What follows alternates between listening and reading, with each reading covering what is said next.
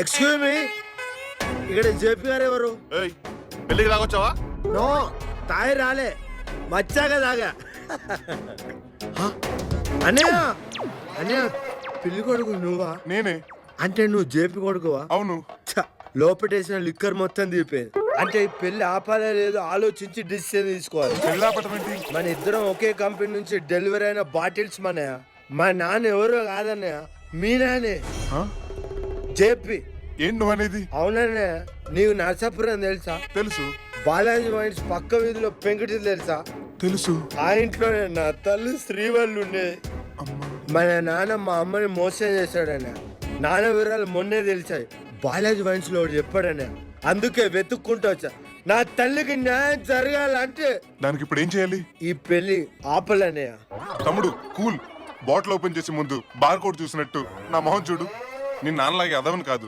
నీకు ఫుల్ గా న్యాయం జరిగినట్టు నేను చూస్తాను. అమ్మా ఆ ప్లేట్ ఇవ్వండి, మీరు వెళ్ళండి. ఇవి తింటూ ఉండు. ఏంటన్నా ఇవి?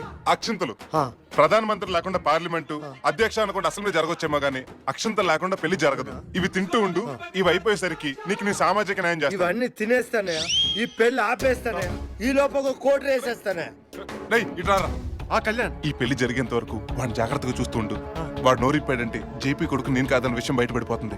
దాంతో నందాన్ని అరెస్ట్ చేయించడానికి నేను వేసిన ప్లాన్ ఇన్నాళ్ళు ఇన్ఫార్మర్ గా నీ పడిన కష్టం అంతా వేస్ట్ అయిపోతుంది. వాడికి క్వార్టర్ ఇచ్చానా సరే, మ్యాటర్ బయటకు రాకుండా చూసుకో. హలో, నువ్వేంటి ఇక్కడ? పద ముహూర్తానికి time. Mister informer, mister perfect లా నటించి మిస్టర్ ఇండియా అయిపోదాం అనుకుంటున్నావా? నీ మాస్టర్ ప్లాన్స్ అన్ని హెడ్ లైన్ లో ప్రింట్ వేయించి అందరి చేత చదివిస్తా. అది కాదు, ఇక్కడే ఆగను. నువ్వా? నన్ను క్షమించండి బాబు. ఆ మడత కాజాగడి మాటలు నమ్మి కమల్ హాసన్ లాంటి మిమ్మల్ని పిచ్చోడు చేశాను. ఈ ఒక్క 5 నిమిషాలు అలా పక్కకొచ్చారంటే మీ గుండెల మీద వాలి నా కన్నీళ్లతో ప్రాయశ్చిత్తం చేసుకుంటాను. అదేదో ఇక్కడ చేసుకోవచ్చుగా. స్నానం నదిలో చేయాలంటారు, క్షమాపణ గదిలో చెప్పాలంటారు. రండి ప్లీజ్.